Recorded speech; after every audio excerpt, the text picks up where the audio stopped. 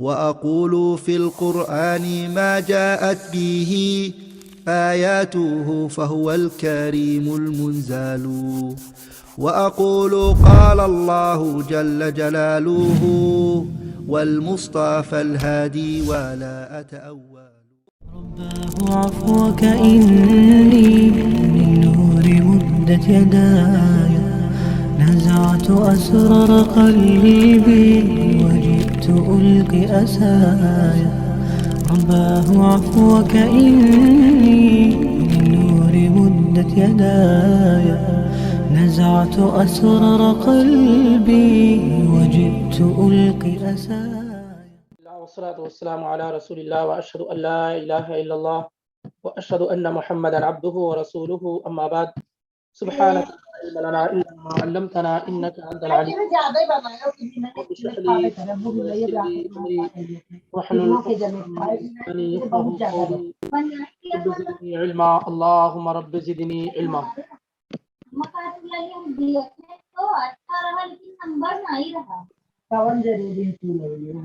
میں سے کسی کا مائک کہاں آن ہے آپ بند کرنے کے لیے اسے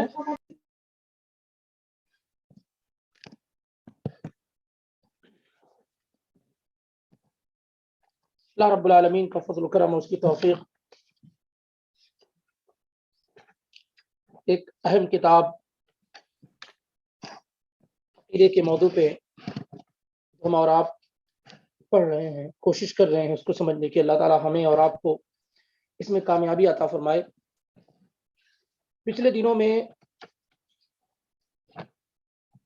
کافی اہم چیزیں، اللہ تعالیٰ پر ایمان، اللہ کے پیغمبروں پر ایمان، عرش، کرسی، اسی طریقے سے حوض، شفاعت، اسراء و معراج، یہ ساری کی ساری چیزیں گزر چکی ہیں. اب یہاں سے ایک اہم بحث کا آغاز ہو رہا ہے، ابتدا ہو رہی ہے کہ کن لوگوں کو آدمی مسلمان سمجھے گا، کن کو کافر کہے گا. یہ بحث کیا ہے یہاں سے شروع ہو رہی ہے کہ عقیدہ سلف کیا ہے، سلف کا عقیدہ کیا، کن کو کافر کہا جائے گا، کن کو مسلمان سمجھا جائے گا، کیا کسی کو بھی کسی بڑے جرم اور گناہ کی وجہ سے کافر کہہ دیا جائے گا. یہاں پر یہ عقیدہ جو سلف کا ہے وہ بیان کیا جا رہا ہے. مؤلف رحمہ اللہ کہتے ہیں وَنُسَمِّي أَهْلَ قِبْلَتِنَا مُسْلِمِينَ مُؤْمِنِينَ ما داموا بما جاء به النبي صلى الله عليه وسلم معترفين وله بكل ما قاله وأخبر مصدقين. کہتے ہیں کہ ہم کہیں گے ہماری طرح جو لوگ قبلے کی پیروی کرنے والے ہیں، کعبہ کو قبلہ سمجھنے والے ہیں، ہم انہیں مومن اور مسلم کہیں گے. یعنی ہم اہل قبلہ کو، اہل قبلہ وہ لوگ ہیں جو مسلم ہونے کا دعویٰ کریں اور قبلے کی طرف رخ کر کے نماز پڑھیں اور نظر و نیاز اللہ کے لیے کریں، ذبح اللہ کے لیے کریں، دعا اللہ سے کریں. تو کہتے ہیں کہ مسمی اہل قبلتنا مسلمین مؤمنین، ہم کعبہ کی طرف نماز پڑھنے والے یعنی اہل قبلہ جن کو کہتے ہیں، مسلمین کو کیا کہیں گے؟ مسلمین مؤمنین، مسلم اور مومن کہیں گے. یہاں انہوں نے دونوں ایک ہی معنی میں بیان کیا، مسلمین اور مومن دونوں کو ایک ہی معنی میں بیان کیا. بہرحال اس میں فرق پایا جاتا ہے، خاص طور سے اس وقت جب مسلم اور مومن ایک ساتھ ذکر کیا جائے تو دونوں کے معنوں میں فرق ہوتا ہے. جیسے اللہ تعالیٰ نے کہا قالت الاعراب آمنا قل لم تؤمنوا ولكن قولوا اسلمنا، کہ اعرابی کہتے ہیں، گاؤں کے رہنے والے لوگ کہتے ہیں کہ ہم ایمان لے آئے. اے نبی علیہ الصلوۃ والسلام آپ کہہ دیجئے کہ آپ ایمان نہیں بلکہ اسلام لائے ہیں. تو جب دونوں ایک ساتھ بیان کیے جائیں تو ظاہری جو فرق ہوگا وہ یہ ہے کہ اسلام ظاہری اعمال کو کہیں گے اور ایمان باطنی اعمال کو. ایمان کیا ہے؟ باطنی اعمال کو. لیکن اگر دونوں ایک ساتھ نہ ذکر کیا جائے تو جو ایمان ہوگا وہ اسلام ہوگا، جو اسلام ہوگا وہی ایمان ہوگا. یعنی فرق جو ہے وہ اس وقت ہوگا جب دونوں کو ایک ساتھ ذکر کیا جائے. المہم کہتے ہیں کہ وَنُسَمِّي أَهْلَ قِبْلَتِنَا مُسْلِمِينَ مُؤْمِنِينَ، اہل قبلہ کو ہم مومن اور مسلم کہیں گے. ما داموا بما جاء به النبی صلی اللہ علیہ وسلم معترفین، جب تک کہ وہ اللہ کے رسول صلی اللہ علیہ وسلم کی لائی ہوئی تمام چیزوں کا اعتراف کرتے رہیں گے، اس کو ایڈمٹ کرتے رہیں گے، قبول کرتے رہیں گے. یعنی جب تک اللہ کے رسول صلی اللہ علیہ وسلم کی لائی ہوئی تمام چیزوں کا اعتراف اور کرتے رہیں گے, اس کو ایڈمٹ کرتے رہیں گے, ہم انہیں کیا ہے, مسلم کہیں گے, ہم انہیں مسلم کہیں گے. وَلَوْ بِكُلِّ مَا قَالَهُ وَأَخْبَرَ مُصَدِّقِينَ غَيْرَ مُنْكِرِينَ. اور یہ کہ جو کچھ اللہ کے نبی علیہ الصلوۃ والسلام نے بیان کیا, جو کچھ آپ نے خبر دی ہے, اس کی تصدیق کرنے والے ہیں, انکار کرنے والے نہیں ہیں. تو ہم ان کو کیا ہے, مومنین اور مسلمین میں شامل مانیں گے کہ جب تک وہ رسول اللہ صلی اللہ علیہ وسلم کی لائی ہوئی چیزوں کا وہ ایڈمٹ کریں گے, اس کا اعتراف کریں گے, اقرار کریں گے, اور جو کچھ آپ صلی اللہ علیہ وسلم نے بیان کیا ہے اسے مانیں گے, اس کی تصدیق کریں گے. جو خبریں آپ نے دی ہیں, جو کچھ قیامت تک آنے والا, جو کچھ آپ نے بتایا ہے, سب کو وہ سچا جانیں گے, اس کا انکار نہیں کریں گے. تب تک ہم انہیں کیا ہے, مسلمین اور مومنین میں شمار کریں گے. معلوم یہ ہوا کہ اگرچہ یہ لوگ گناہگار کیوں نہ ہوں یا بدعات کے کام انجام دینے والے کیوں نہ ہوں, یعنی گناہ بھی کرتے ہوں, بدعات کے کام انجام بھی دیتے ہوں, تب بھی گناہ کرنے کی وجہ سے, یہ بات چھوٹی چھوٹی بدعاتوں کی وجہ سے ہم انہیں اسلام کے دائرے سے نکالیں گے نہیں. یعنی گناہوں کی وجہ سے یا بعض بدعات کی وجہ سے ہم انہیں اسلام سے نکالیں گے نہیں. یہ کہتے ہیں کہ یہ سلف کا عقیدہ ہے. اور اللہ کے نبی علیہ الصلوۃ والسلام نے بھی اسی بات کی طرف اشارہ کیا کہ من صلی صلاتنا واستقبل قبلتنا, جس نے ہماری نماز کی طرح نماز پڑھی اور ہمارے قبلے کی طرف منہ کر کے نماز پڑھی, ہمارے قبلے کو اپنا قبلہ سمجھا, واکل ذبیحتنا, اور ہمارے ذبح کیے ہوئے جانور کو کھایا, فذلک المسلم, تو مسلم ہے, تو کیا ہے, مسلم ہے. لیکن اس کو اس طریقے سے سمجھنا چاہیے کہ بلا شبہ آدمی گناہ کرنے کی وجہ سے یا چھوٹی چھوٹی بدعات کرنے کی وجہ سے اسلام سے نہیں نکلے گا, لیکن اگر وہ کوئی کسی بھی چیز جو اللہ کے رسول صلی اللہ علیہ وسلم لے کر آئے ہیں, اگر اس کو جھٹلانے لگ جائے, اس کا انکار کرنے لگ جائے, تو پھر ایسے شخص کو کیا ہے, مسلم نہیں کہیں گے, ایسے شخص کو مسلم نہیں کہیں گے. یا اسی طریقے سے نواقض جو ہیں, یعنی جن چیزوں سے, جیسے اسلام میں آدمی داخل ہونے کی لا الہ الا اللہ محمد رسول اللہ پڑھتا ہے تو مسلم ہو جاتا ہے, ایسے اسلام سے نکلنے کے لیے بہت سارے راستے ہیں. اگر ان میں سے کسی بھی چیز کا وہ انکار کرتا ہے تو ایسی صورتحال میں پھر وہ مسلم نہیں رہے گا. آگے اس کی بات انشاءاللہ مزید آ رہی ہے. تو کہتے ہیں نسمی اہل قبلتنا مسلمین مؤمنین ما داموا بما جاء به النبی صلی اللہ علیہ وسلم معترفین وَلَهُ بِكُلِّ مَا قَالَهُ وَأَخْبَرَ مُصَدِّقِينَ غَيْرَ مُنْكِرِينَ. ہم اہل قبلہ کو مسلم اور مومن کہیں گے, یعنی جو لوگ مسلمان ہونے کا دعویٰ کرتے ہیں ان کو مسلم کہیں گے, جب تک کہ وہ رسول اللہ صلی اللہ علیہ وسلم کی لائی ہوئی تمام باتوں کا اعتراف کریں گے, اقرار کریں گے, اس کو ایڈمٹ کریں گے, اور جو کچھ آپ صلی اللہ علیہ وسلم نے بیان کیا ہے, جو خبریں آپ صلی اللہ علیہ وسلم نے دی ہیں, اس کی تصدیق کرنے والے ہوں گے, انکار نہیں کریں گے. ایسے لوگوں کو ہم ایمان والوں میں اور مسلموں میں شامل مانیں گے.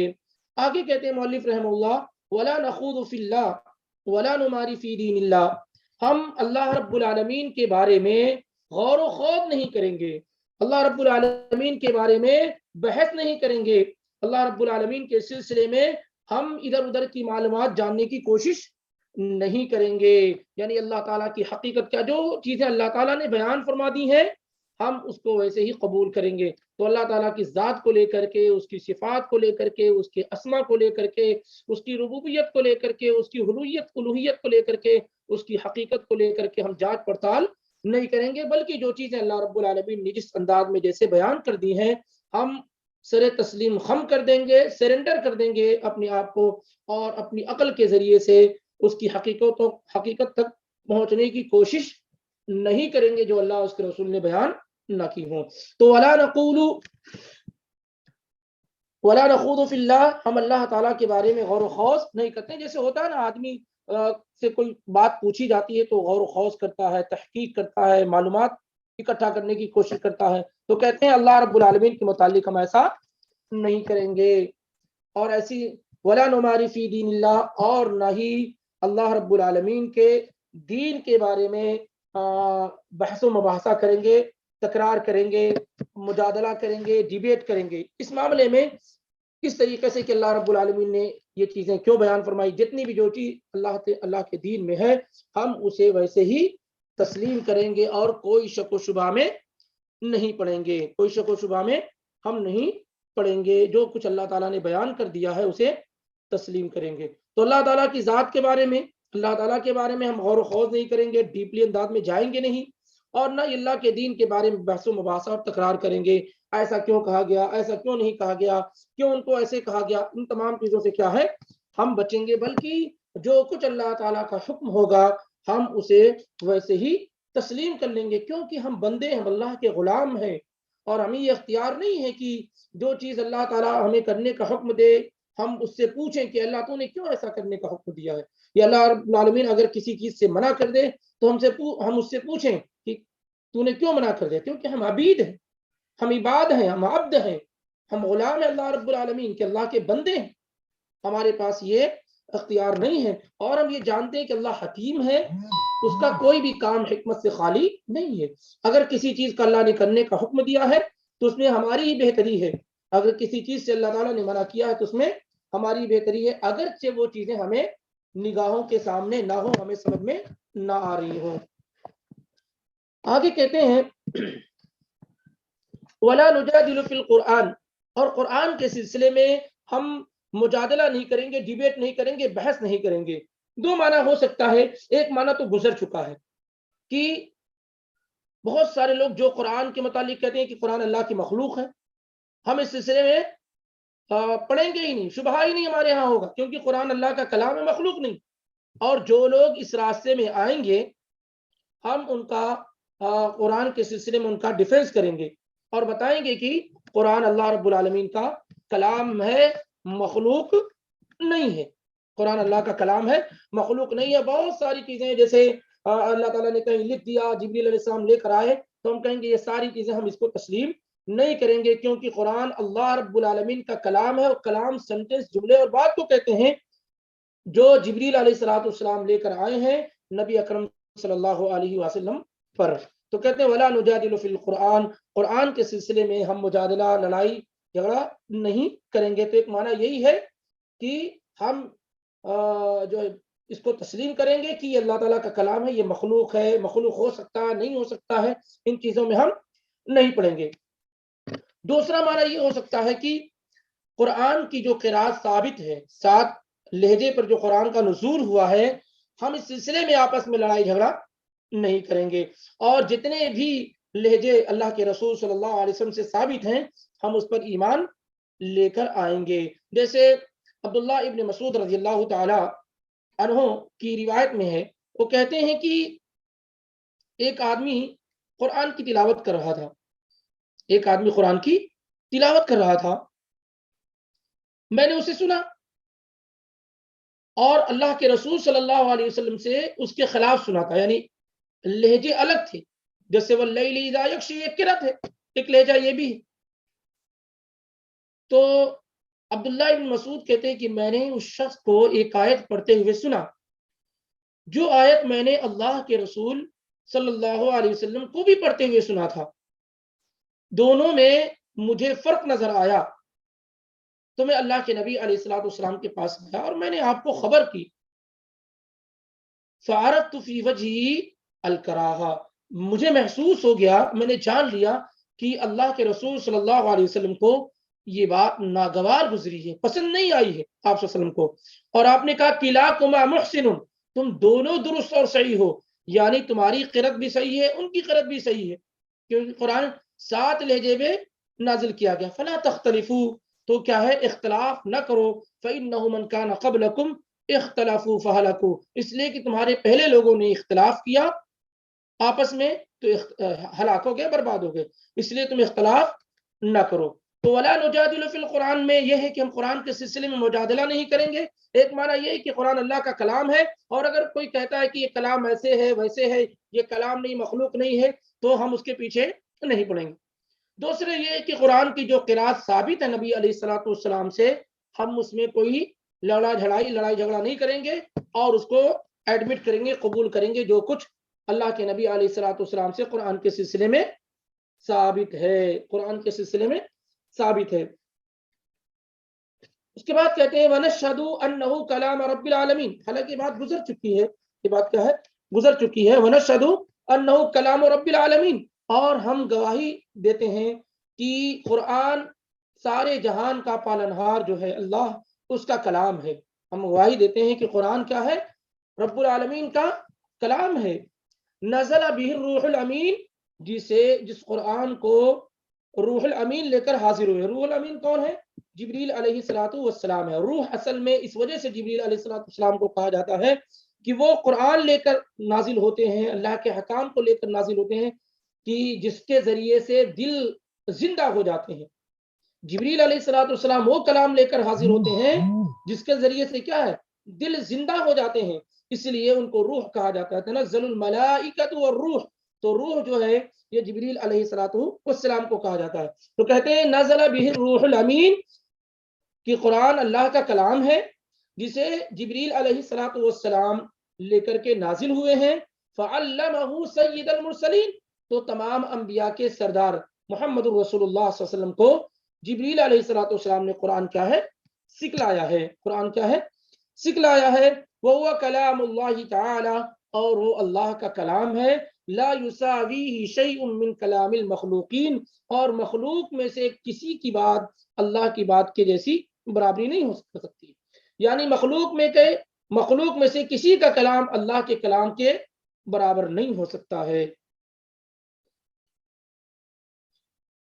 تو یہاں وہی باتیں ہیں جو اس سے پہلے کیا ہے تقریباً ذکر کی جا چکی ہیں، اور یہی تمام سلف کا، صحابہ کا، تابعین کا، اور تمام لوگوں کا عقیدہ ہے جو اس منہج پر قائم ہے کہ قرآن اللہ کا کلام ہے، اور بندوں میں سے کسی کا کلام بھی اللہ تعالیٰ کے کلام کے برابر نہیں ہو سکتا ہے. اور قرآن اللہ کا کلام ہے، مخلوق نہیں ہے، مخلوق نہیں ہے، جسے جبریل علیہ الصلوۃ والسلام اللہ رب العالمین سے سن کر کے نبی علیہ الصلوۃ والسلام کے پاس لے کر کے آئے ہیں. آگے کہتے ہیں ولا نقول بخلقہ، اور ہم یہ نہیں کہیں گے کہ قرآن اللہ کی مخلوق ہے، بلکہ قرآن اللہ کا کیا ہے، کلام ہے. قرآن اللہ کا کلام ہے. ولا نقول انہ مخلوق، ہم یہ نہیں کہیں گے کہ قرآن اللہ کی مخلوق ہے. اس کا لفظ، اس کا معنی سب اللہ رب العالمین کی جانب سے، سب اللہ رب العالمین کی جانب سے ہے.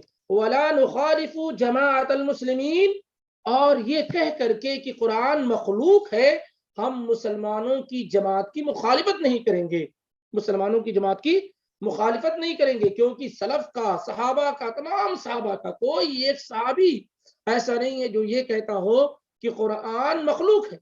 سارے صحابی بغیر صحابہ، بغیر کسی ایکسیپشن اور استثناء کے کہتے ہیں کہ قرآن اللہ رب العالمین کا کلام ہے. اور تابعین اور اسی طریقے سے جو ان کے نقش قدم پر چلنے والے لوگ ہیں سب کہتے ہیں کہ قرآن اللہ کا کلام ہے. تو کہتے ہیں ولا نقول بخلقی، ہم قرآن کو مخلوق نہیں مانیں گے. ولا نخالف جماعت المسلمین، کہ ہم قرآن کو مخلوق مان کر کے مسلمانوں کی جماعت کی مخالفت کریں، کیونکہ ان کا عقیدہ یہی ہے کہ قرآن اللہ کا کلام ہے، قرآن اللہ کا کلام ہے. اس کے بعد کہتے ہیں مؤلف رحمہ اللہ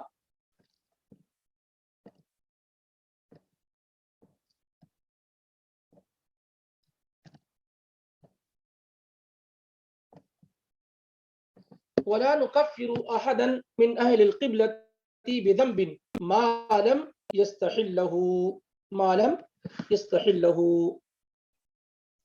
کہتے ہیں کہ اہل قبلہ جو مسلم ہیں، ہم انہیں کسی بھی گناہ کی وجہ سے کافر نہیں قرار دیں گے.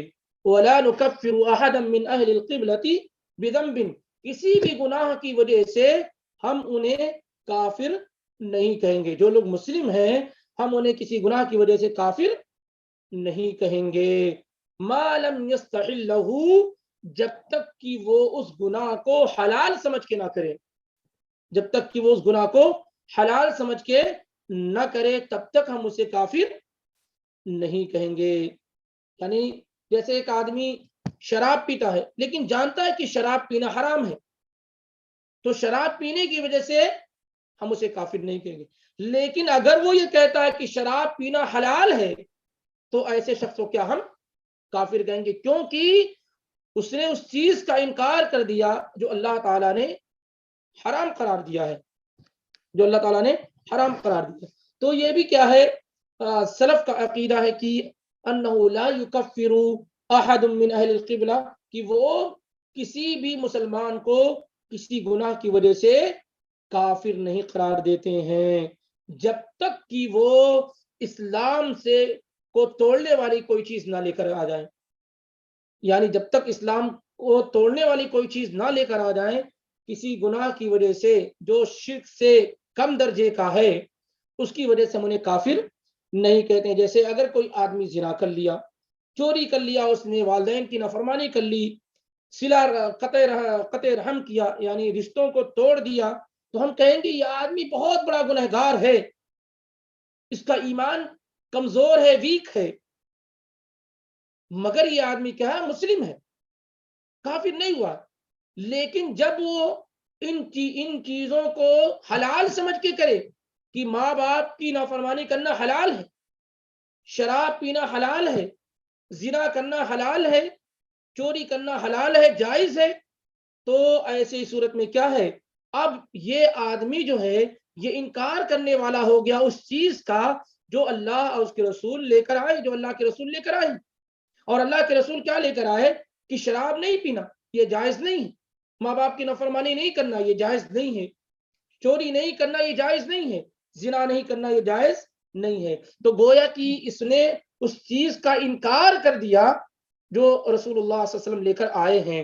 تو فرق کیا ہوا کہ یہاں پر اس نے جب گناہ کر رہا تھا تو وہ یہ سمجھتا تھا کہ یہ گناہ ہے، کر رہا ہے، لیکن اسے حلال نہیں سمجھتا تھا، اسے حلال نہیں سمجھتا تھا۔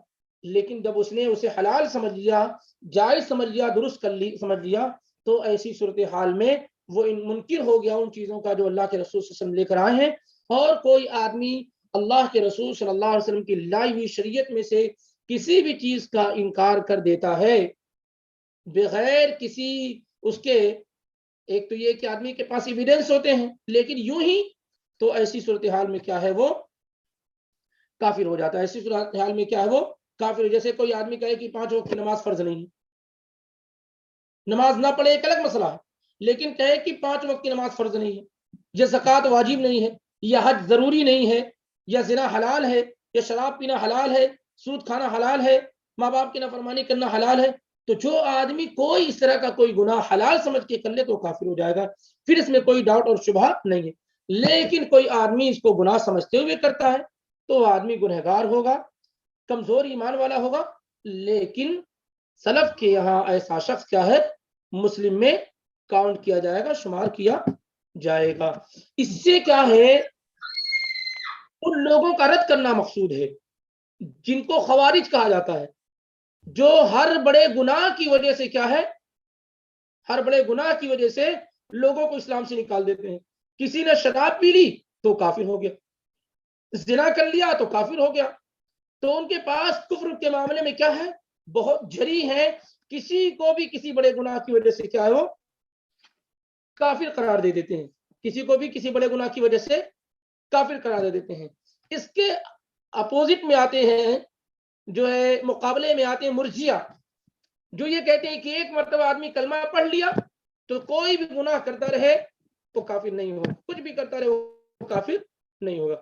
اور خوارج کا معاملہ کیا ہے کہ وہ کہتے ہیں کہ کسی بھی بڑے گناہ کی وجہ سے ان کو وہ آدمی کیا ہے، اسلام سے نکل جاتا ہے، اسلام سے وہ نکل جاتا ہے۔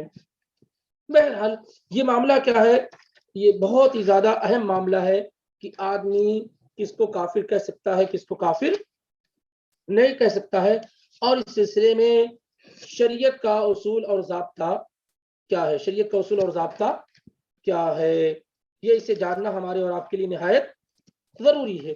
آئیے اس کو جاننے کی کوشش کرتے ہیں۔ بہت سارے لوگ کیا ہے کہ کسی کو کسی بھی گناہ کی وجہ سے کیا ہے، کافر قرار دے دیتے ہیں، کسی کو کسی بھی گناہ کی وجہ سے کافر قرار دے دیتے ہیں۔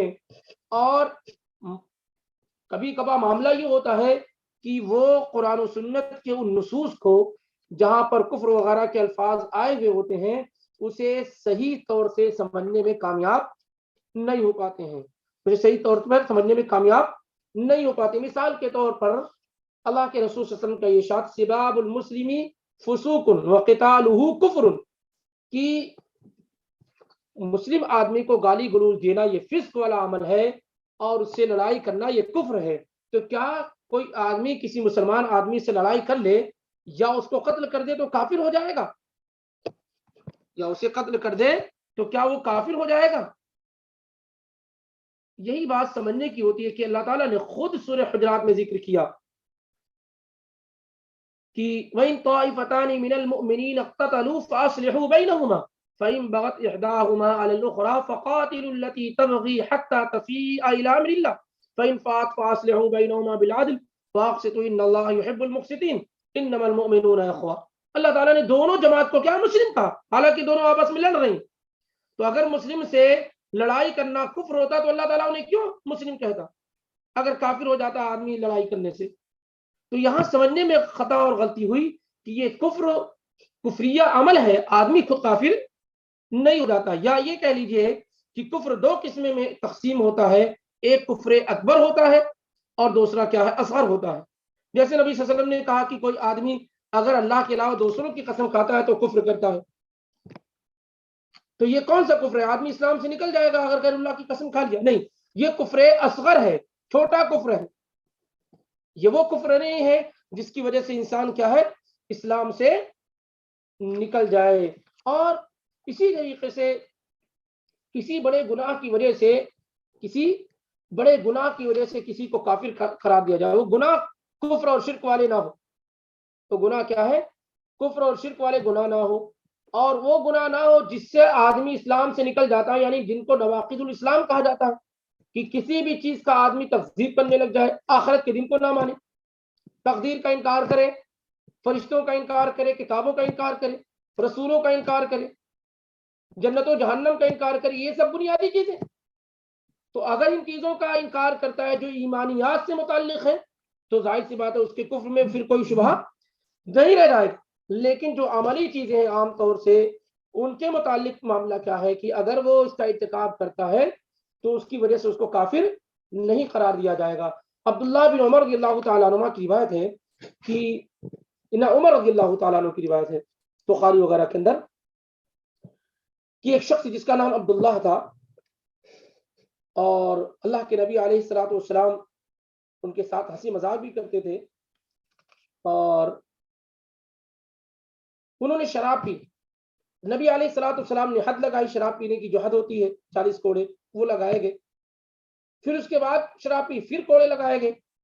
تو لوگوں نے ان کو برا بھلا کہنا شروع کر دیا اور کہا اللہم لعنہ، اے اللہ تو اس پر لعنت فرما. ما اکثر ما یؤتی بھی، کتنی مرتبہ یہ شراب پیے گا؟ اللہ کے رسول صلی اللہ علیہ وسلم وہاں موجود تھے. کہا لا تلعنہ، اس پر لعنت مت بھیجو.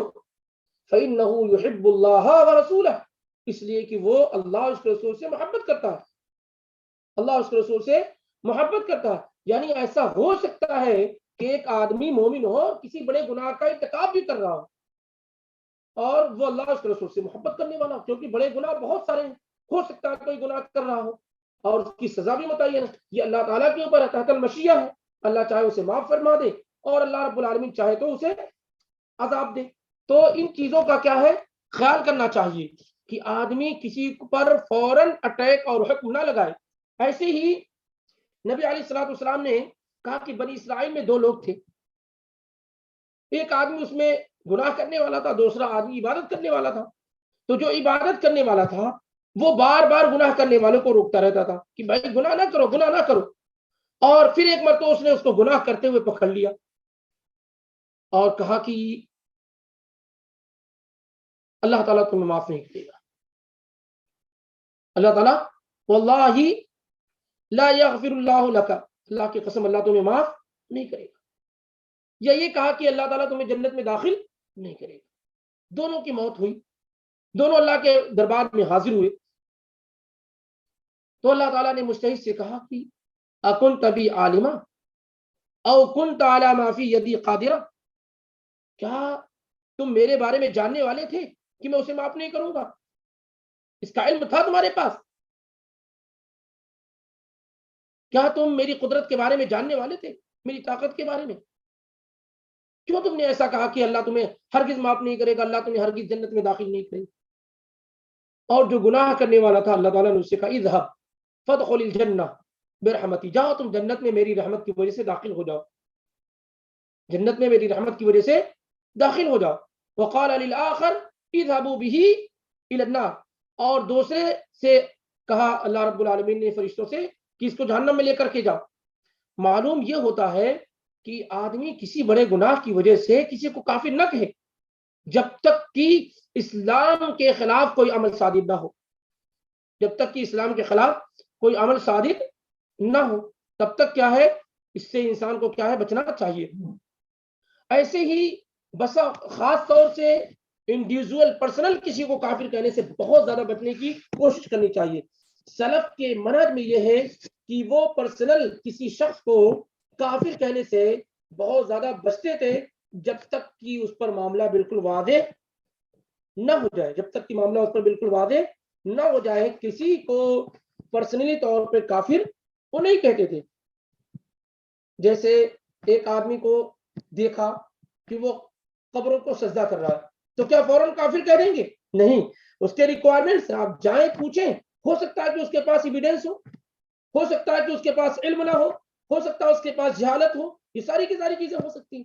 جب آپ دلائل پیش کر دیں, حجت تمام کر دیں اور واضح نشانیاں اس کے سامنے پیش کر دیں, پھر اگر وہ قبر کی سجدہ کرنے پہ اڑا اور ڈٹا رہتا ہے اور سمجھتا ہے کہ اہل قبور اس کی باتوں کو سنتے ہیں اور اس کی مرادیں پوری کرتے ہیں تو پھر معاملہ اس پر دوسرا ہوگا. لیکن ایسے ہی آپ سوچیں, ایسے ہی کسی کو نہیں کہا جائے گا. اس کی واضح دلیل کیا ہے؟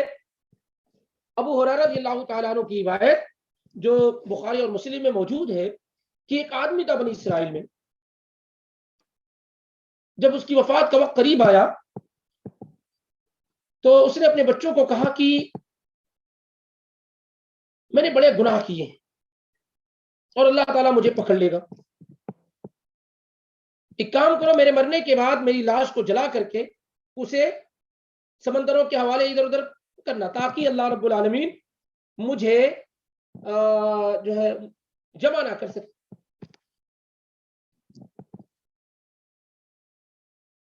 ایسے ہی کیا گیا, لوگوں نے ایسا ہی کیا. اس کے بعد اللہ تعالیٰ نے اس کی راک کو اکٹھا کیا, جمع کیا, اس میں روح ڈالی اور پوچھا تم نے ایسا کیوں کیا, تم نے ایسا کیوں کیا؟ تو اس نے صاف طریقے سے اللہ تیری خوف کی وجہ سے, تیری ڈر کی وجہ سے ہم نے ایسا کیا. تو وہ یہ جانتا تھا کہ اللہ تعالیٰ پکڑنے والا, لیکن اس بارے میں انجان تھا, جاہل تھا کہ اللہ تعالیٰ راک کو بھی اکٹھا کر کے یہ کر سکتا. تو اللہ رب العالمین نے کیا ہے, اسے معاف کر دیا. تو ہو سکتا ہے کہ سامنے والے کے پاس کوئی ریزن ہو, کوئی غلط فہمی ہو, یا قرآن اور حدیث کو سمجھنے میں کہیں اس سے غلطی ہو رہی ہو, یا نصوص اس تک نہ پہنچے ہو, قرآن و سنت کے دلائل اس تک نہ پہنچے ہو. المہم یہ ہے کہ آدمی اس بارے میں کیا ہے, بہت زیادہ احتیاط کرنے کی ضرورت ہے, بہت زیادہ احتیاط کرنے کی ضرورت ہے. کہیں ایسا نہ ہو کہ آپ کی زبان سے یا آپ کے ذریعے سے کوئی ایسے آدمی کو آپ کافر کہنا شروع کر دیں جو کافر نہ ہو, اور یہ لوٹ کر کے آپ ہی کی طرف آ جائے, لوٹ کر آپ ہی کی طرف آ جائے. بہرحال, اور یہ بھی سمجھنا چاہیے کہ قرآن اور حدیث میں جہاں کہا گیا ہے کون سی جگہ پر آدمی اسلام سے نکلے گا, کون سی جگہ پر اسلام سے نہیں نکلے گا. جیسے کہ ایک مثال ابھی دی گئی, سباب المسلمی فسوق وقتال کفر, اور ایسے ہی آپ نے کہا لا ترجعوا بعدی کفارا, میرے بعد تم لوگ کافر نہ ہو جانا, یضرب بعضکم رقاب بعض, کہ بعض کو قتل کرتا رہے. تو اس کا یہ مطلب نہیں ہے کہ آدمی اسلام سے نکل گیا, یہ کفر دون کفرن ہے, یہ بڑا کفر نہیں ہے جس سے انسان اسلام سے نکل جائے, جس سے انسان کیا ہے, اسلام سے نکل جائے. اور ایسے ہی اللہ کے نبی علیہ الصلوۃ والسلام کی حدیث لا یزنی الزانی حین یزنی وهو مومن, جس وقت زنا کرنے والا زنا کرتا ہے وہ مومن نہیں رہتا ہے, چوری کرنے والا چوری کرتا ہے تو مومن نہیں رہتا ہے, شراب پینے والا شراب پیتا ہے تو مومن نہیں رہتا ہے. اور ایسے ہی بین المسلمی و بین الکفر ترک الصلاۃ, مومن آدمی کے درمیان اور کافر کے درمیان نماز کو چھوڑ دینا ہے. ایسے نبی صلی اللہ علیہ وسلم کا فرمان من اتی کاہنا فصدقه, او اتا امراۃ فی دبرها فقد کفر بما انزل علی محمد صلی اللہ علیہ وسلم. آدمی کسی کاہن کے پاس آئے اور اس کی تصدیق کرے، یا عورت کے پیچھے کے حصے میں آئے تو اس نے ان چیزوں کا انکار کیا جو اللہ کے نبی علیہ الصلوۃ والسلام پر نازل کی گئی، لیکن ان چیزوں سے آدمی کافی نہیں ہوتا. لیکن جب یہ سمجھ جائے، جب اس سے حلال اور درست اور جائز سمجھے، تو پھر معاملہ کیا ہے، اور حکم جو ہے یہ بدل جاتا ہے، حکم اور کیا ہے بدل جاتا ہے. تو یہاں پر کہتے ہیں وَلَا نُكَفِّرُ أَحَدًا مِّنْ أَهْلِ الْقِبْلَةِ بِذَنْبٍ، کسی بھی گناہ کی وجہ سے. لیکن یہ بات یاد رہے کہ کسی بھی گناہ کا مطلب یہی ہے کہ جو شرک اور کفر والے گناہ نہ ہو، جو اس سے نیچے درجے کے گناہ ہو. وغیرہ آدمی کفر اور شرک کے بہت سارے راستے ہیں، ان میں سے کسی بھی راستے کو اگر آدمی استعمال کر لیتا ہے تو کافر ہو جائے گا، وہ کافر کیا ہے ہو جائے گا. اور اس کے علاوہ اور بھی بہت سارے اس کے شرائط ہیں کسی آدمی کو کافر کہنے کے سلسلے میں، الا یہ کہ کوئی آدمی ایسا ہو جو مرتے وقت بالکل صاف اور صراحت کے ساتھ اپنے کفر کا اعلان کرتا ہوا جائے، تو پھر ایسی صورتحال میں کیا ہے اسے کافر کہا جا سکتا ہے، اسے کافر کیا ہے کہا جا سکتا ہے. المهم یہ ہے کہ انڈیویژول پرسنل کسی آدمی کو کافر کہنے میں بہت زیادہ احتیاط کرنے کی ضرورت ہے. اور عام حکم لگایا جائے کہ یہ عمل کافروں والا ہے، یہ عمل کفریہ ہے، اس طرح سے کے الفاظ کیا کہے جائیں. اور دوسرے یہ ہے کہ اس آدمی جس کے ہاں یہ عمل پایا جاتا ہے اس پر حجت اور دلائل کو تمام کیا جائے کہ آخر وجہ کیا ہے اس کے یہ عمل کرنے کا. کہیں انجان تو نہیں ہے اس سے کہ یہ کفریہ اور شرکیہ عمل ہے، یا اس کو مس گائیڈ تو نہیں کیا گیا ہے، یا اس کے پاس جو نالج آئی ہے اس کا سورس صحیح تو نہیں ہے. یہ تمام کی تمام کیا وجہ ہو سکتی ہیں. جب تک یہ چیزیں کلیئر نہ ہو جائیں تب تک صرف دیکھ کر کے کسی انسان کو کافر کہنے سے ہمیں اور آپ کو کیا ہے پرہیز کرنا ہوگا.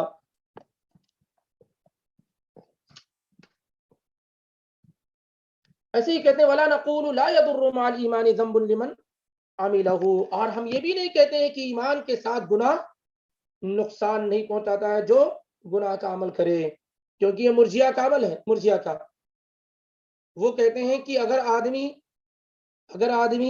ایک مرتبہ ایمان لے کر آ گیا ہے تو پھر کتنا بھی چوری کرے، شراب پیے، کچھ بھی کرے، ایمان وہیں سے وہیں رہے گا، ٹس سے مس نہیں ہوگا.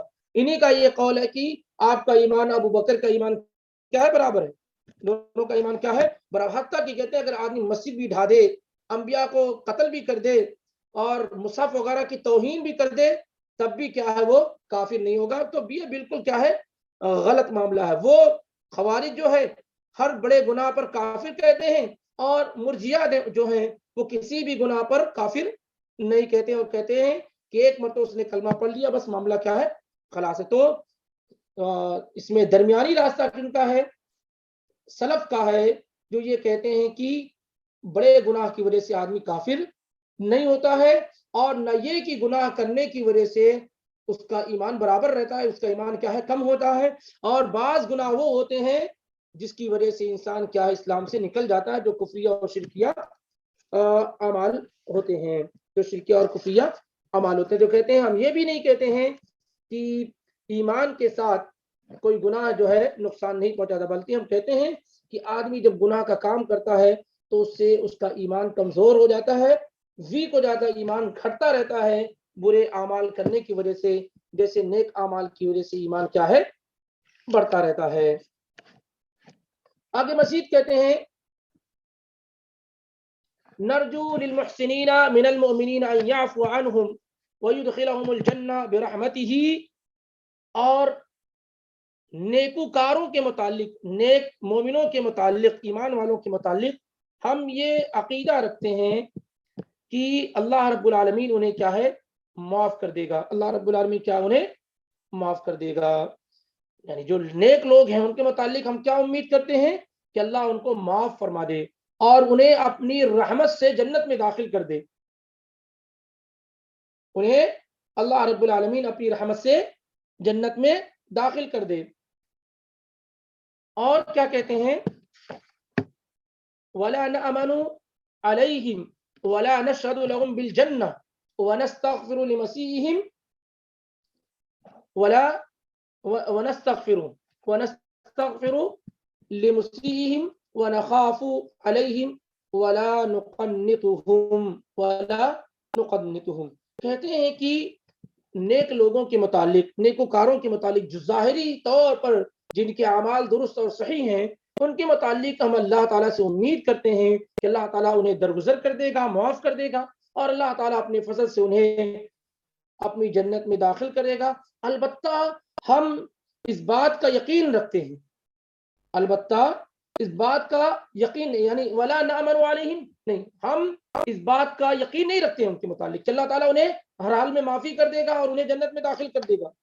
اس بات کا ہم یقین نہیں رکھتے ہیں.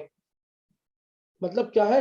یقینی طور پہ نہیں کہتے ہیں کہ اللہ تعالیٰ اسے معاف کر دے گا اور اللہ تعالیٰ اسے اپنی جنت میں داخل کر دے گا. یقین کے ساتھ نہیں کہتے ہیں، امید کرتے ہیں اللہ رب العالمین سے اس کے ظاہری اعمال کو دیکھ کر کے کہ اللہ تعالیٰ اس کو معاف کر دے گا، اس کو اپنی رحمت میں سے جنت میں داخل کر دے گا. لیکن یقین کے ساتھ کہ اللہ نے اسے معاف کر دیا اور اللہ نے اسے اپنی جنت میں داخل کر دیا، ہم ایسا نہیں کرتے. وَلَا نَشْهَدُ لَهُمْ بِالْجَنَّةِ، اور ہم ان کے متعلق جنت کی گواہی بھی نہیں دیتے ہیں کہ فلاں آدمی جنتی ہے، فلاں آدمی کیا ہے؟ جنتی ہے. وَنَسْتَغْفِرُ لِمُسِيئِهِمْ، اور ہم ان کے گناہوں کی بخشش اور مغفرت بھی اللہ رب العالمین سے کیا ہے؟ طلب کرتے ہیں. وَنَخَافُ عَلَيْهِمْ، اور ان کے بارے میں اللہ کے عذاب سے ڈرتے بھی ہیں. وَلَا نُقَنِّطُهُمْ، لیکن اللہ رب العالمین سے ان کی مغفرت سے نا امید بھی نہیں ہے. یعنی ان کے متعلق ہم جنت کی گواہی بھی نہیں دیتے، البتہ ان کے لیے بخشش و مغفرت کی دعا کرتے ہیں. برے لوگوں کے لیے بخشش و مغفرت کی دعا کرتے ہیں. ان پر اللہ کے عذاب سے ڈرتے بھی ہیں کہ ان کی برائی کی وجہ سے اللہ انہیں عذاب دے، لیکن اللہ تعالیٰ کی رحمت سے نا امید بھی نہیں ہوتے ہیں. اللہ رب العالمین کی رحمت سے نا امید بھی نہیں ہوتے ہیں. تو یہاں پر بھی ایک عظیم فائدہ ذکر کیا گیا کہ اگر کسی انسان کو ہم دیکھیں کہ ہاں دین کی محافظت کر رہا ہے، دین پر عمل کر رہا ہے، نماز پڑھ رہا ہے، روزے رکھ رہا ہے، زکوٰۃ دے رہا ہے، حج کر رہا ہے، لوگوں کے ساتھ اچھی طریقے سے پیش آ رہا ہے، یہ ظاہری اعمال کو دیکھیں تو اللہ تعالیٰ سے ہم امید کرتے ہیں کہ اللہ تعالیٰ اسے بخش دے گا اور اللہ رب العالمین اسے اپنی رحمت میں داخل کرے گا. لیکن اس کے جنتی ہونے کی گواہی نہیں دیں گے. جیسے بہت سارے لوگ کہتے ہیں کہ فلاں جنتی ہیں، فلاں جنتی ہیں، اور جنتی ہی نہیں بلکہ وہ جنت تقسیم بھی کرتے ہیں. تو یہ سلف کے عقیدے کے بالکل خلاف ہے.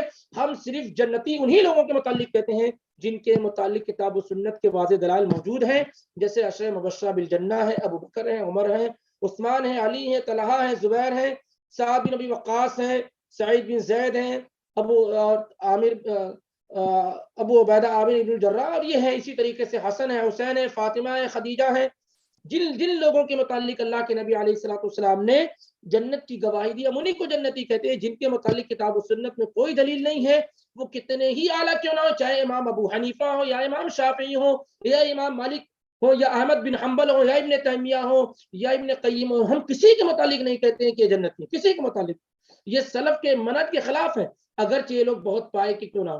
ہم ان کے متعلق صرف اللہ سے امید کرتے ہیں کہ اللہ ان کے گناہوں کو معاف کرے گا، انہیں اپنے فضل اور اپنی رحمت سے جنت میں داخل کرے گا. لیکن یہ کہ یقین کے ساتھ کہتے ہیں یہ جنتی ہیں، یہ بالکل خطا اور غلط ہے، کیونکہ ہم نہیں جانتے ہیں کہ ان کے اور اللہ کے درمیان کیا ہے اور اللہ ان کے ساتھ کیا کرنے والا ہے، ہم نہیں جانتے. اور ہمارا کام بھی نہیں، ہماری ڈیوٹی بھی یہ نہیں ہے.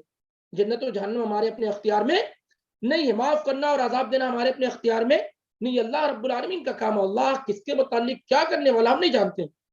جن کے متعلق اللہ اس کے رسول نے بیان کر دیا کہ جنتی، ہم ان کو جنتی کہتے ہیں. باقی لوگوں کے متعلق صرف اللہ سے امید کرتے ہیں کہ اللہ ان کو اپنے فضل سے جنت میں داخل کرے گا. تو اتنے بڑے بڑے ائمہ کے متعلق بھی اگر کوئی آدمی کہہ دیتا ہے کہ یہ جنتی ہیں تو یہ عقیدہ سلف کے بالکل خلاف ہے. یہ عقیدہ سلف کے بالکل خلاف ہے. اور ایسے ہی کسی آدمی کو آپ دیکھتے ہیں بڑا گناہ کر رہا ہے، شراب پی رہا ہے، زنا کر رہا ہے، تو آپ مت کہیں کہ جہنمی ہے، آپ یہ بھی مت کہیں کہ یہ جہنمی. ہاں، کفار کے متعلق مطلق طور پہ ہم کہیں گے جو کافر ہیں وہ جہنمی ہے. لیکن یہ کہ فلاں آدمی کو ہم کہیں کہ کافر ہے، فلاں آدمی کو کہیں ہم کافر، ایسا نہیں. مگر یہ کہ جب یہ یقینی طور پہ جان لے کہ اس آدمی کی وفات کفر کی حالت میں ہی ہوئی ہے، تو پھر ان کو کافر کہنے میں انشاءاللہ کوئی حرج نہیں ہوگا، کوئی حرج نہیں ہوگا۔ تو اللہ تعالیٰ سے کیا ہے، امید کرتے ہیں نیکوکاروں کے متعلق کہ اللہ تعالیٰ انہیں معاف کرے اور انہیں اپنی جنت میں داخل فرمائے اپنے فضل اور اپنے کرم سے۔ اور اسی طریقے سے ہم ان کے متعلق معمول بھی نہیں، یعنی یقین سے نہیں کہہ رہے کہ یہ جنتی ہے یا ان کے ساتھ جو ہے کچھ نہیں ہونے والا، اور نہ ہی ان کے متعلق ہم جنتی ہونے کی گواہی دیتے ہیں۔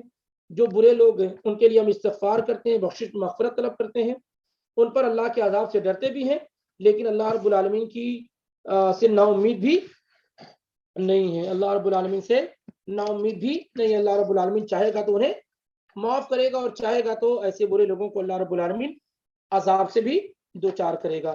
ایسے ہی آگے کہتے ہیں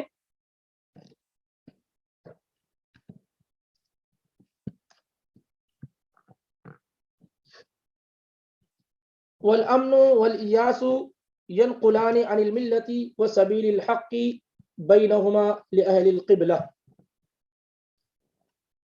والامن والیاس، امن کہتے ہیں پیس کو، آدمی مطمئن ہو جائے، آدمی کیا ہے، گناہ کے باوجود عذاب سے مطمئن ہو جانا، والامن کی گناہ کے باوجود عذاب سے بالکل مطمئن ہو جانا، والیاس اور معافی سے اللہ تعالیٰ معاف کر دے گا اس سے نا امید ہو جانا، یعنی گناہ کے باوجود کیا ہے، عذاب سے مطمئن ہو جانا اور معافی سے نا امید ہو جانا کہ اللہ معاف نہیں کرے گا، اور گناہ کے باوجود آدمی یہ کہے کہ اللہ تعالیٰ عذاب نہیں دے گا۔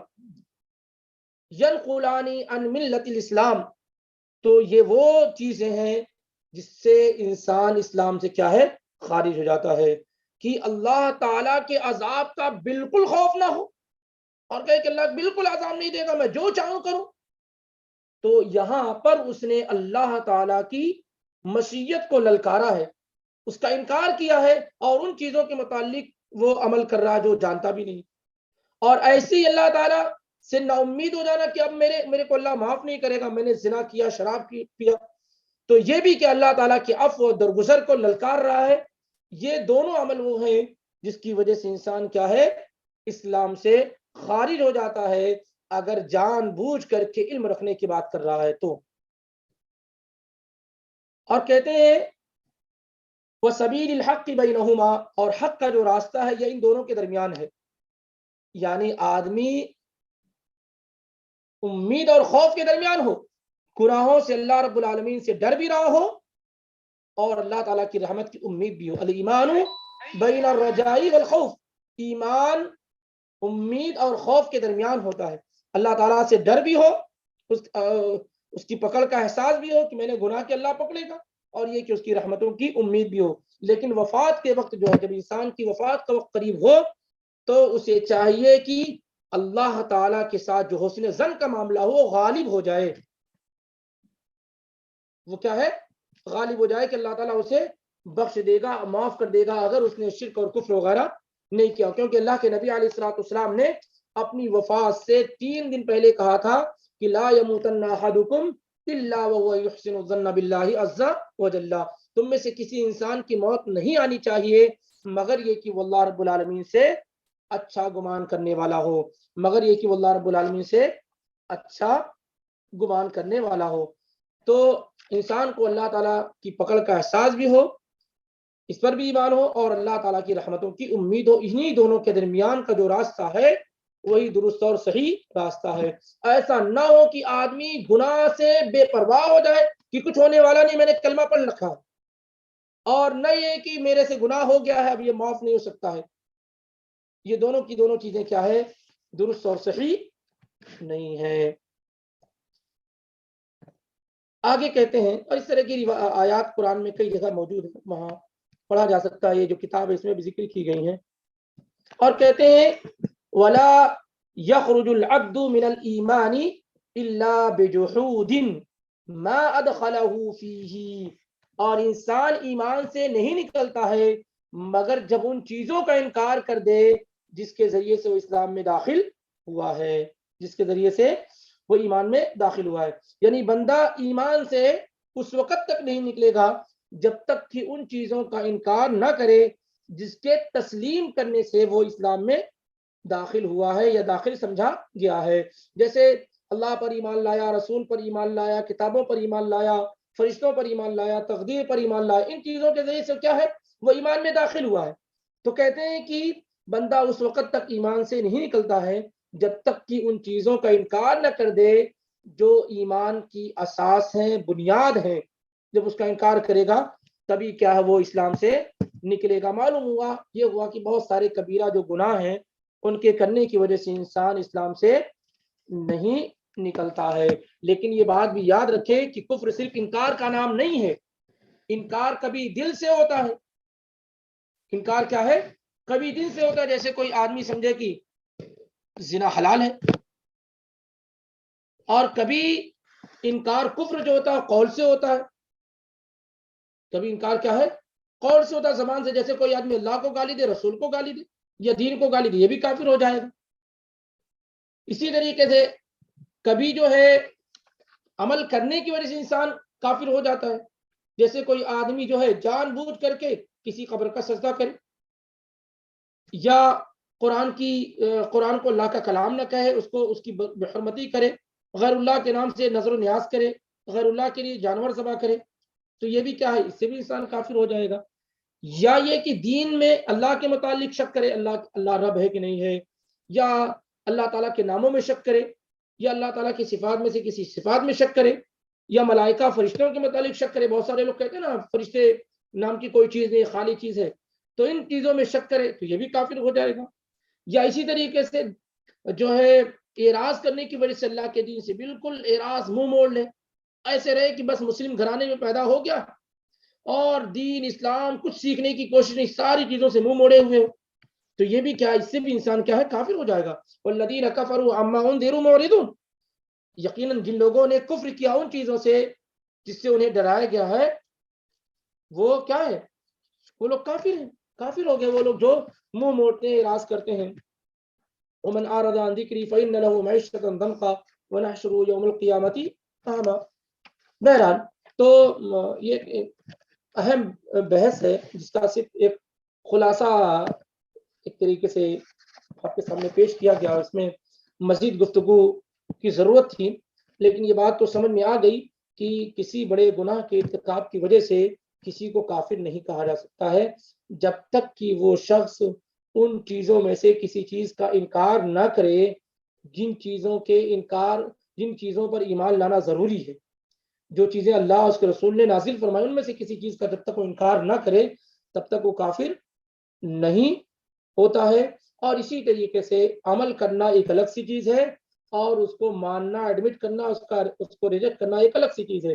ایک آدمی یہ مانتا ہے کہ نماز پڑھنا ضروری ہے، واجب ہے، نماز نہیں پڑھتا ہے تو وہ کافر نہیں ہوگا. وہ کافر نہیں ہوگا جو اسلام سے نکال دے، لیکن اس کا یہ عمل کفریہ عمل ہوگا، کفر اصغر میں وہ شامل ہوگا، کفر اصغر میں وہ شامل ہوگا. بہرحال اور اسی طریقے سے یہ معلوم ہوا کہ کسی انسان کے متعلق جنتی اور جہنمی ہونے کا فیصلہ کرنا یہ کتنا اہم اور بنیادی چیز ہے کہ اس کے ذریعے سے انسان کیا ہے، اسلام سے خود ہی نکل سکتا ہے. تو پرٹیکولر کسی انسان کو جنتی نہ کہا جائے سوائے ان لوگوں کے جن کے متعلق کتاب و سنت میں دلائل موجود ہے، اور صرف ہم اللہ تعالیٰ سے امید کر سکتے، دعا کر سکتے ان کے لیے. کسی انسان کو کافر نہ کہا جائے جب تک کہ اس کا کفر واضح نہ ہو جائے، اس پہ ایویڈنس اور دلائل نہ پیش کیا جائے. پھر بھی اگر وہ اس پر ڈٹا ہے اور مصر ہے تو پھر ایک الگ بات ہے کہ ایسی صورتحال میں اور واضح ہو گیا کہ اسی حالت میں اس کی وفات ہوئی ہے تو پھر اس کو کافر کہا جا سکتا ہے. بہرحال اذان کا وقت بھی ہو گیا اور نکلنے کا وقت میرا بھی ہو گیا ہے. انشاءاللہ رب العالمین آگے سے جو ہے والایمان والاقرار باللسان والتصدیق بالجنان یہاں سے آئندہ شروع کریں گے. اور یہ بھی ایک اہم بحث ہے جہاں واضح طور پر امام ابو جعفر الطحاوی رحمہ اللہ سے خطا اور غلطی ہوئی ہے. یہ سب سے واضح غلطی یہاں ان سے ہوئی ہے. والایمان والاقرار باللسان والتصدیق بالجنان. انشاءاللہ آئندہ درس میں اس کو واضح کیا جائے اور یہیں سے شروع کریں گے۔ اللہ رب العالمین سے دعا کرتے ہیں کہ اللہ تعالی ہمیں اور آپ کو اس اہم ٹاپک کو صحیح طریقے سے سمجھنے کی توفیق عطا فرمائے۔ اللہ تعالی ہمیں اور آپ کو صحیح عقیدے پہ قائم رکھے اور ہر ان چیزوں سے جو اللہ تعالیٰ کی شان میں، اس کے دین میں خلل اور نقص پیدا کرنے والی ہوں، اللہ رب العالمین ہمیں اور آپ کو اس سے محفوظ رکھے۔ انشاءاللہ کل اور پرسوں دونوں دن کی کلاس اسی ٹائم پہ ہوگی، یعنی ویڈنسڈے اور تھرسڈے دونوں دن کلاس اسی ٹائم پہ ہی ہو پائے گی۔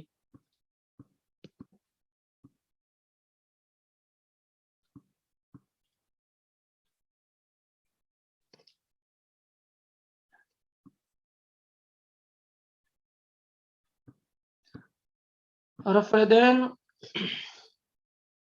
دیکھیے رفع الیدین جو ہے یہ نبی علیہ الصلوۃ والسلام کی وہ سنت ہے جو آپ ہمیشہ کرتے رہے ہیں۔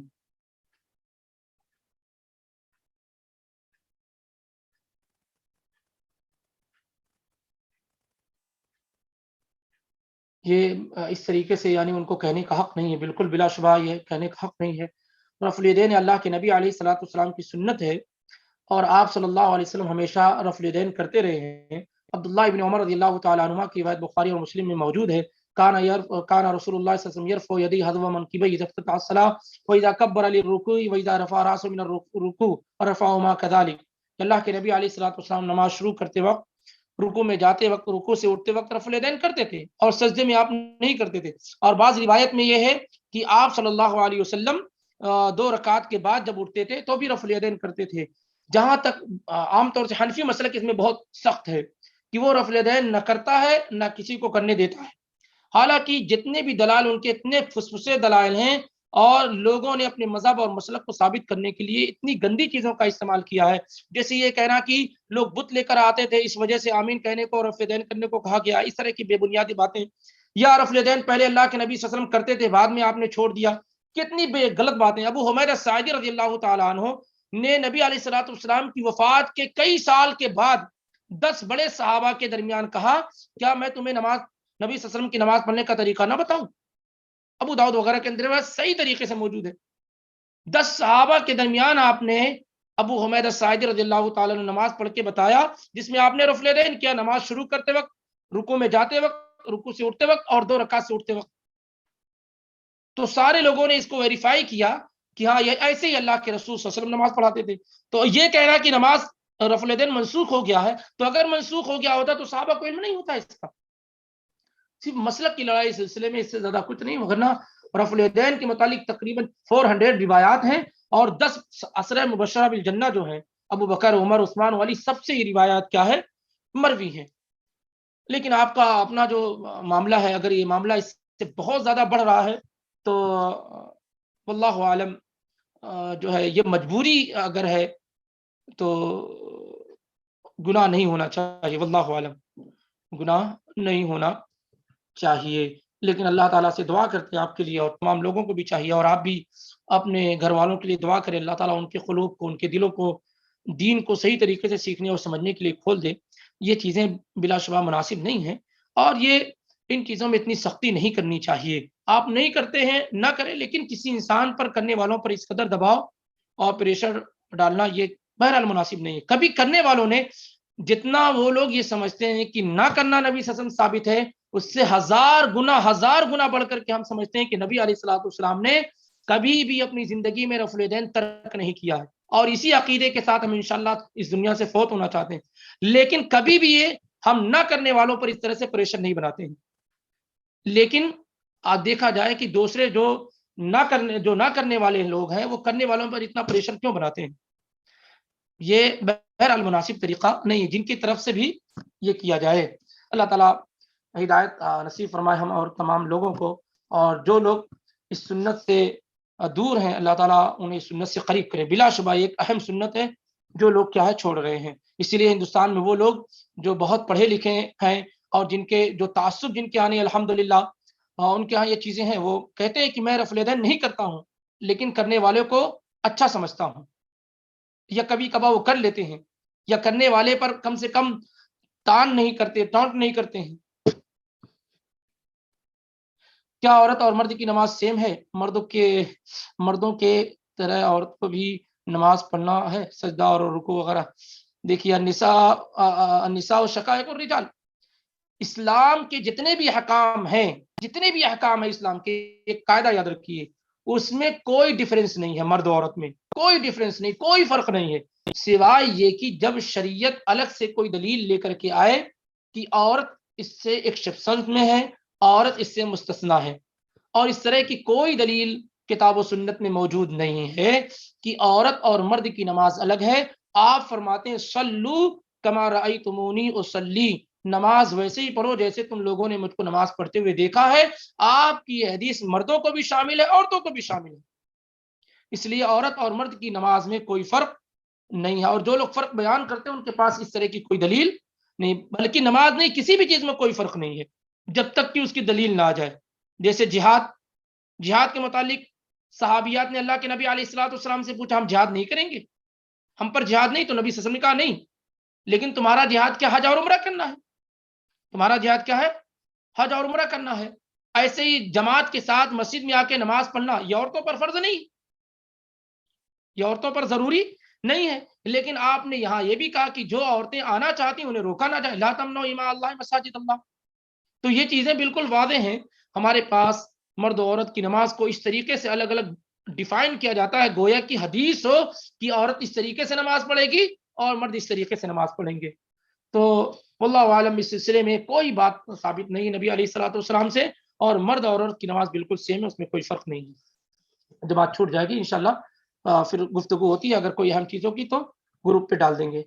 چلیں، سبحانک اللہم و بحمدک، اشہد ان لا الہ الا انت، استغفرک و اتوب الیک. السلام علیکم ورحمۃ اللہ وبرکاتہ.